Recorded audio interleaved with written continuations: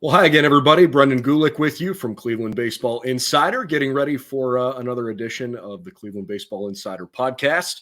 Excited to bring on a great guest here this afternoon. In fact, we're shooting this right as the Guardians and Reds are about to open up their Thursday. Actually, no, today's Tuesday. I never even remember what day of the week it is anymore. Tuesday, Wednesday series before the Thursday off day.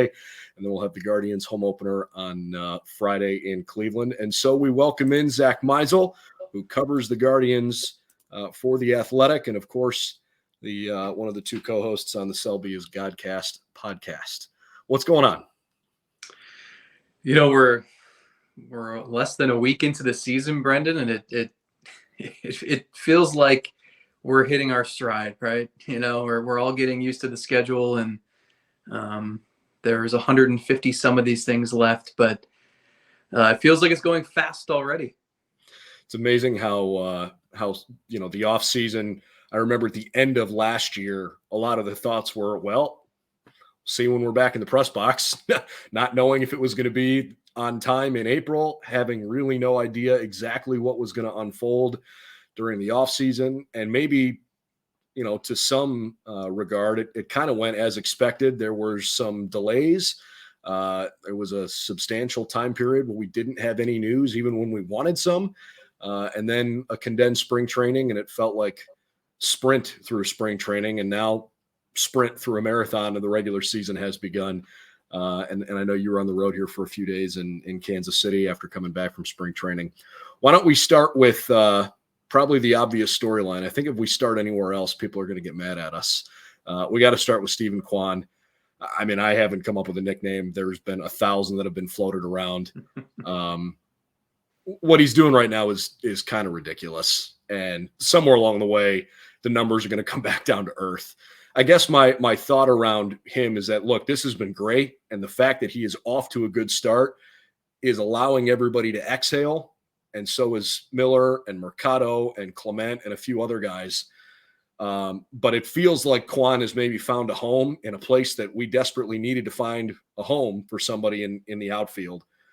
When he comes back down to planet Earth and he's not hitting 692 anymore, what do you think that looks like for him? I think that's the fun part, right?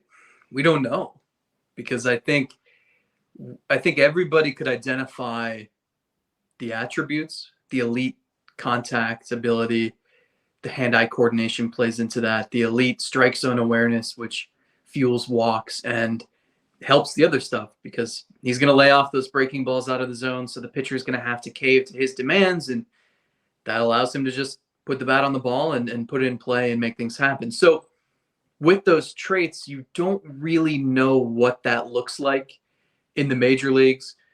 And there aren't a lot of hitters like him throughout the league. I think that's part of what's so exciting is we've seen guys have torrid stretches where they hit 5 home runs in 3 games, something like that.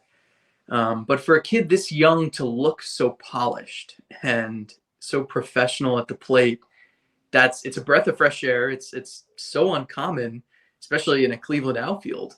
And I think that makes it fun, where who knows if he's going to hit 280 or 330? Who knows if he's going to wind up being someone you want hitting 7th, or someone who's going to be the leadoff hitter or the number 2 hitter in this lineup for the next 7 years. I don't know. He's sort of surpassed all expectations, but the expectations were sort of incomplete anyway, just because his minor league track record is not expansive because of the pandemic. You know, he only played 77 games last year. They were a phenomenal 77 games, but I just think there's a lot of unknown. And he's answering some questions so far, that's for sure. And I think it makes it so that this is one of the joys of baseball. Terry Francona always talks about this, but when a young kid sort of figures it out, and you can place ceilings on him, you can compare. I mean, they were comparing Jose Ramirez to, they were looking at him to be the next Mike Aviles when he first came up. Well, he turned out to be a little bit better than Mike Aviles. Same thing with Steven Kwan. I mean, these young kids, if you put ceilings on them, that's just going to encourage them to break through that. So we'll see where this goes. Yeah, and I think it's I totally agree on the idea that that's the fun part. You know, he's off to this great start. I haven't had a chance to meet him in person. Obviously, we've done some Zoom interviews with him. His humility is what really stands out to me early on. I think he realizes he's on some kind of a bender right now, and he's going to ride this thing as long as he can, and he should, and enjoy it and have fun. This is what you've dreamed about, trying to get to play big league baseball. I don't want to see him all of a sudden like become like this stoic, can't figure out how to function in the big league level. I just hope he doesn't lose the joy that he seems to be playing with, because there's like this quiet seriousness about him, but kind of a lightness around, at least what I've been able to gather in the way that he speaks. He seems pretty intelligent. I know that there's been a lot talked about, his love of playing chess and the way he thinks through the game. But I mean, I remember asking him, about how he was going to handle the idea of not being an everyday player, and if he's done that previously in his career where he might have something to lean on. And he detailed this, time at Oregon State where he felt like he just sucked as a freshman and had to totally scrap everything physically and mentally, and the sports psychologists and working with sports performance guys to totally rebuild his game. It's just a really cool story. And again, I mean, I don't know what this is going to look like for him. It's certainly fun while it's here. It's amazing how the month of April is such an overreaction month, where the first two games were like, this is unwatchable. Here we go again. And the last two games are build a statue. This kid's unbelievable. And, this team might just make the playoffs after all. So I guess maybe that's what I love and hate about April simultaneously. Yeah. I mean, he's really sharp, and there's two sort of components to his mindset. Number one is he has such a good routine in place where he meditates every morning. He knows, and it's cliche, don't get too high, don't get too low.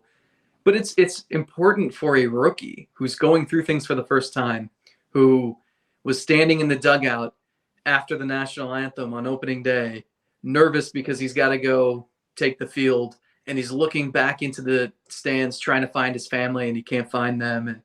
And he had to tell himself, just breathe. It's fine. They'll see you. And just knowing that everything he's doing now, I mean, he knows the law of averages will end up getting him, and they'll put his numbers in place. He knows that. And I think by the same token, when he does struggle for the first time, I think he's got that routine in place to help him not fall into that. And we've seen rookies come up and thrive immediately, and then you never hear from them again. A lot of that is the mental side of the game. I think he's excelling there as much as he is on the field. Whether it's Kwan or maybe any of the other not yet totally proven commodities on this team, I think most people now know by now that this is one of the youngest teams in the last 30 years, not just the youngest team in baseball this year.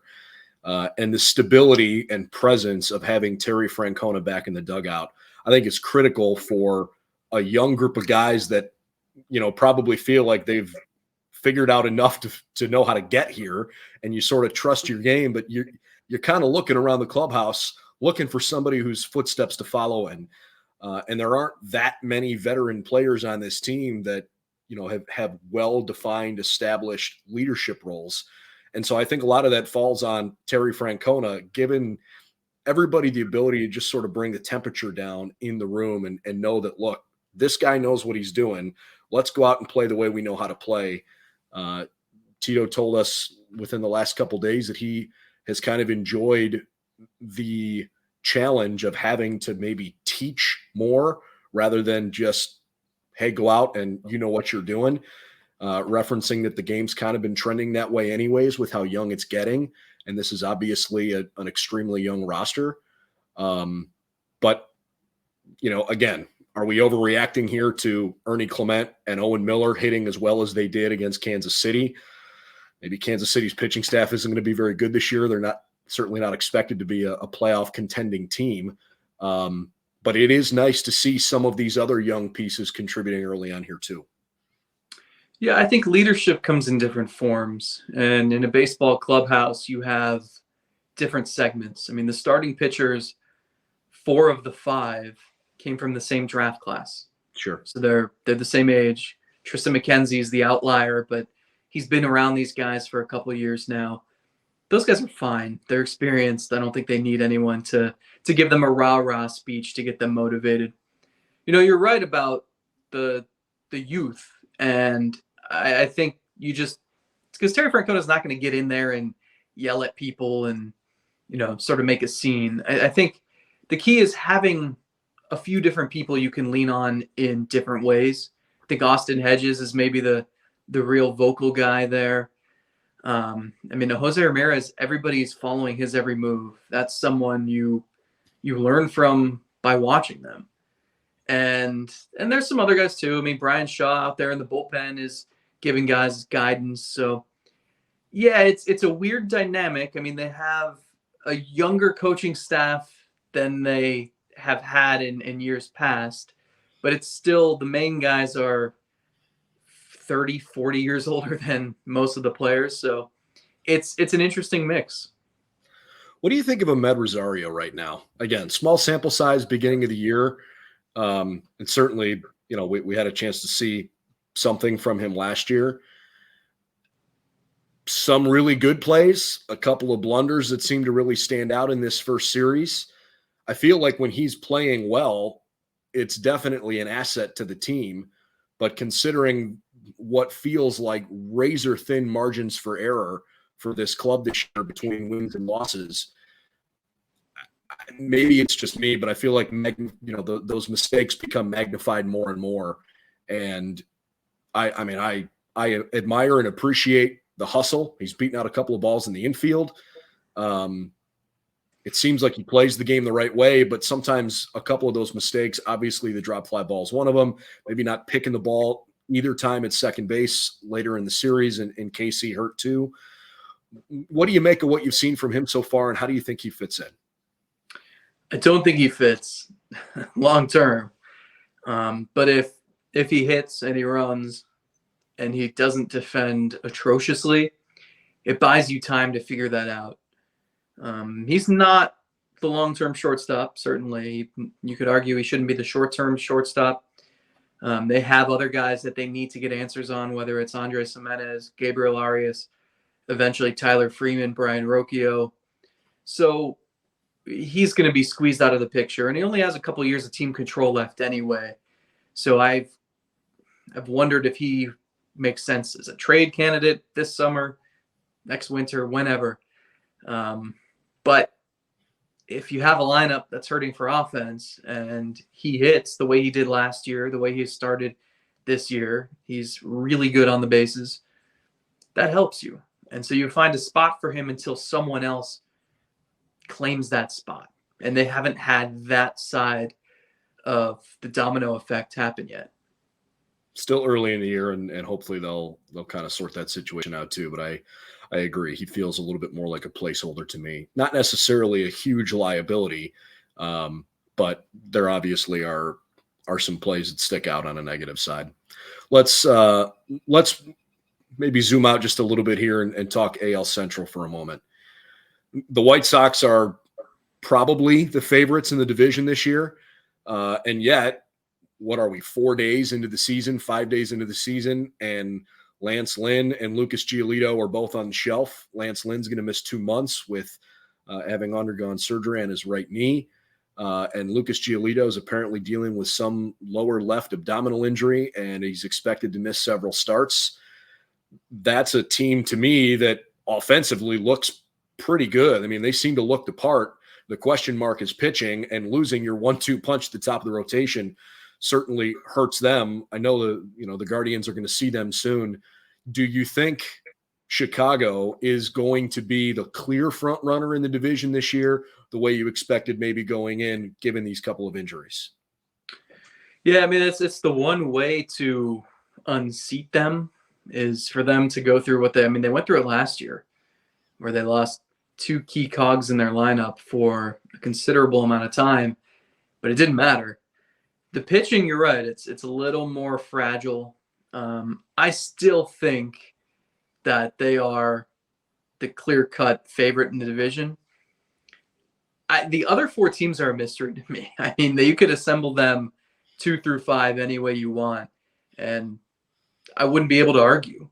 So it's hard to say because of that. I don't really know what the Twins are capable of. I don't really know yet what the Tigers are capable of, because especially in the Tigers case, and it's similar to Cleveland, with young players, we talked about it with Kwan. Who knows who's going to blossom? Who knows who's going to take that big step early in their career? So that can make such a difference. I think it's going to be hard to catch Chicago, but I think those other four teams, it's really just a mystery. I mean, I'm really curious to find out where this goes, to see how many of those four can be even in wild card contention.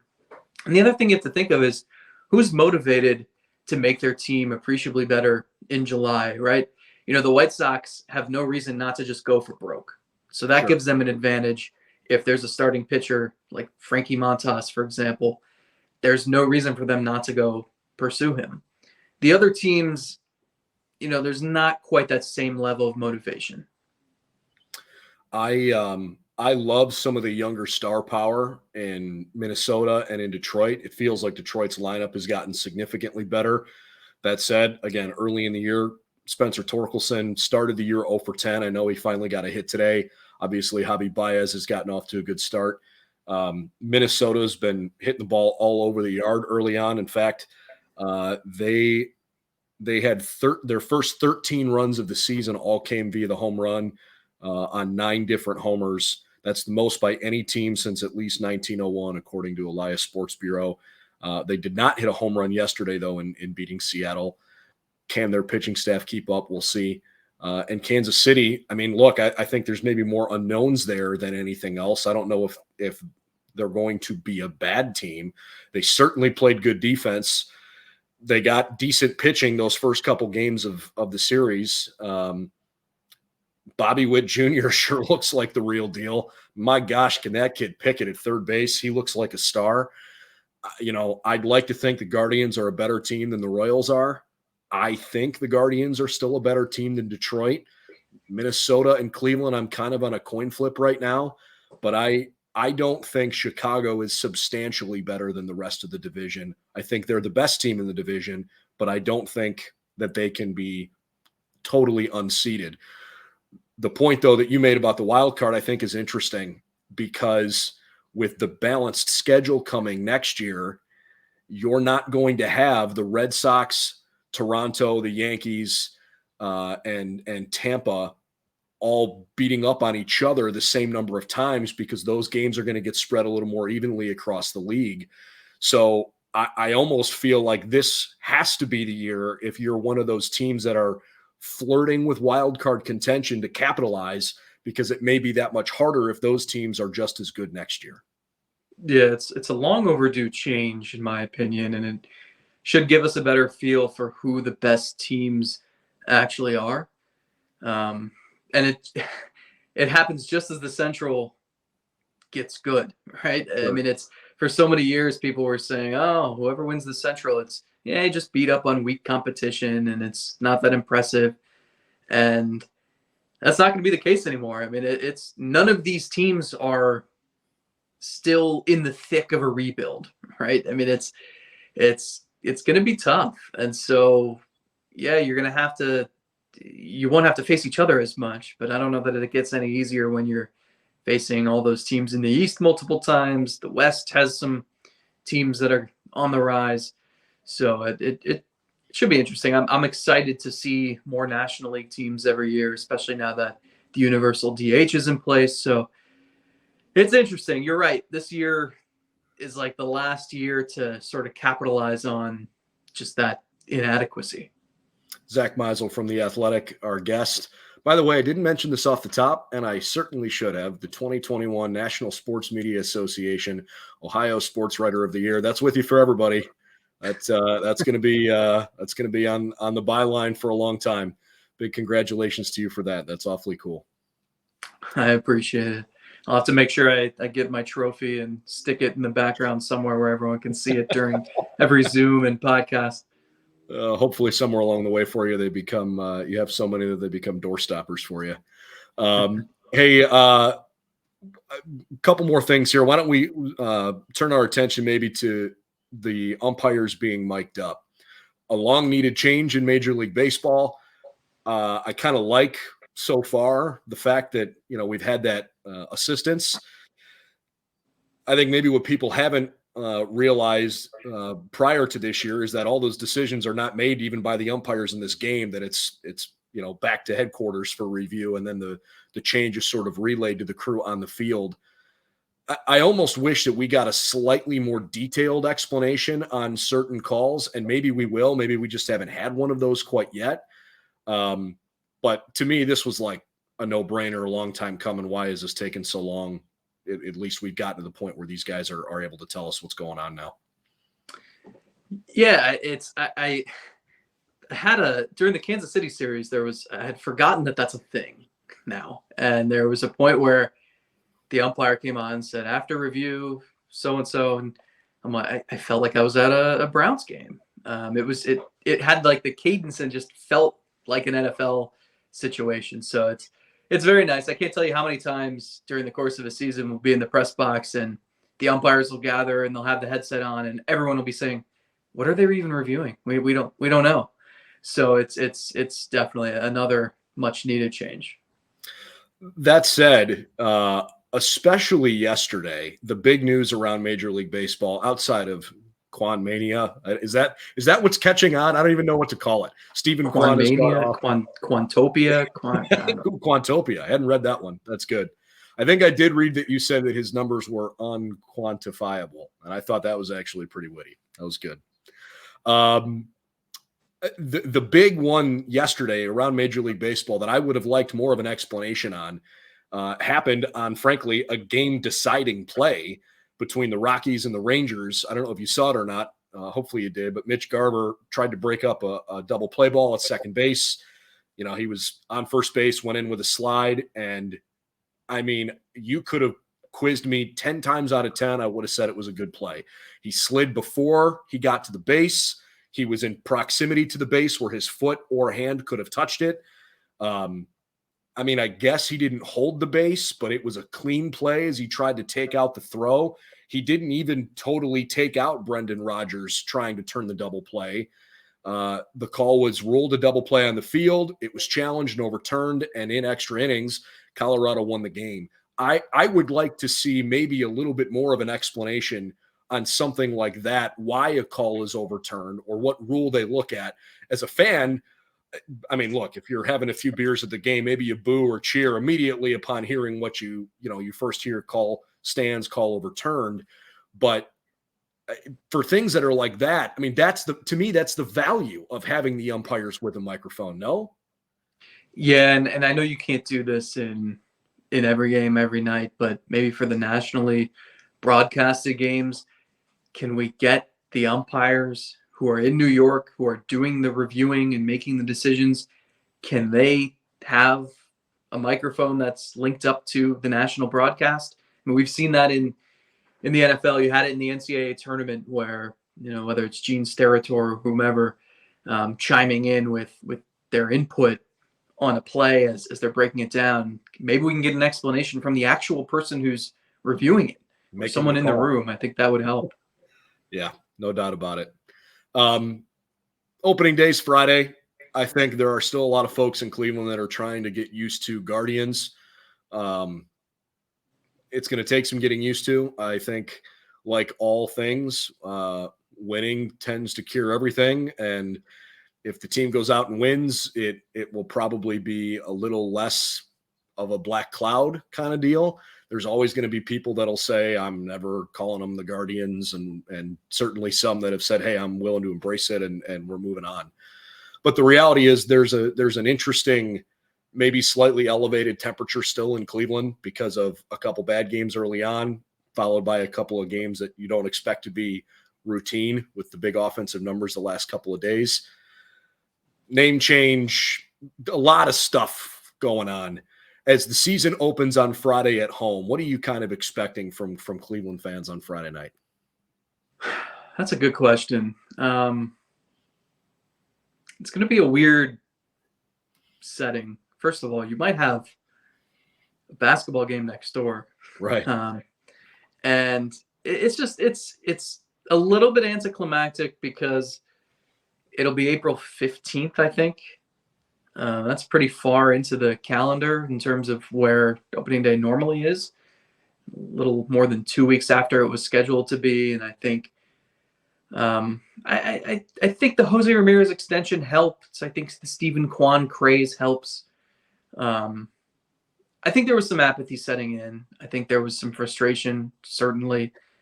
And I think people now are able to sort of see where this team is headed or trying to go, and that helps. But it's still sort of anticlimactic, I think. And the fact that it's a night game, I don't think it'll really feel like opening day. I think the fact that it's against the San Francisco Giants is a little bit weird too. It's like that to me. That's the part that's even strangest, right? Like that, it's fun. Let's play the Giants, great. And next year that kind of thing becomes more regular.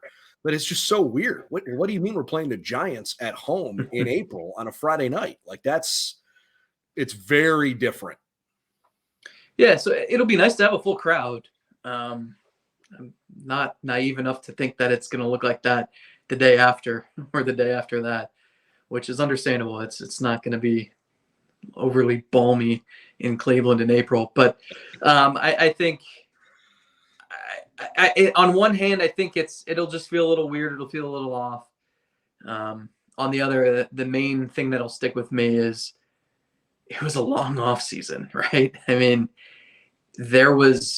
baseball was not on anybody's mind for 3 months. And toward the end of that 3 months, the only thing about baseball that was on people's mind was, would these people just get this settled already? So it felt like the longest off season of all time. And I think that sort of curbed enthusiasm in many cities across the country. And it's going to take some time to rebuild that. And maybe if Steven Kwan maintains an 800 on-base percentage through July, we'll have baseball fever in Cleveland again. But I think until then, it's going to take some time to repair that. Yeah, I agree, and hopefully fun days at the ballpark and warmer weather and good play are going to help bring that back to reality a little bit. But I think there is a lot of mending that needs to be done between the fans and the game right now. Not necessarily the players or the league office. I'm not blaming anybody, but I think fans probably had a hard time identifying with some of the struggles that were going on between both sides. And thankfully, we at least have a full 162 games, even if it looks a little bit different than normal this year. Zack Meisel of The Athletic, we really appreciate your time. Put out a couple of great stories today on the top of the lineup, just frustrating opposing pitching like crazy by seeing a bunch of pitches and not swinging and missing, and also a fun story on the relationship and the unique relationship, I guess I should say, between Tyler Mahle and Shane Bieber in their college days, and how one guy's exit may have led to another guy's appearance with UC Santa Barbara. Check that out, and as always, Selby is Godcast as well. As we depart, are you barbecued out after your week in Kansas City? I need a month-long detox. I think I cut my finger earlier and barbecue sauce came out. So it's, yes. Was it Sweet Baby Ray's? We had Q39, Arthur Bryant's, some in the press box. I mean, it's just, you can't go to that city for a 3-game series without gaining 10 pounds. And lo and behold, we had a 4-game series that included a workout day and an off day. So I'm in trouble. Yeah. In KC for a full week. Not too bad. Thanks for joining us, man. Appreciate your time. We'll look forward to checking in again with you as the season goes along. You got it, Brendan. Thanks for having me. All right. Zack Meisel from The Athletic. As always, you can check us out on clevelandbaseballinsider.com. CBI on SI are our social media handles, and on our YouTube channel. Would certainly appreciate it if you'd subscribe to our channel so you can see more content like this whenever you'd like. All right. For Zack Meisel, I'm Brendan Gulick. We'll see you next time. Cleveland Baseball Insider.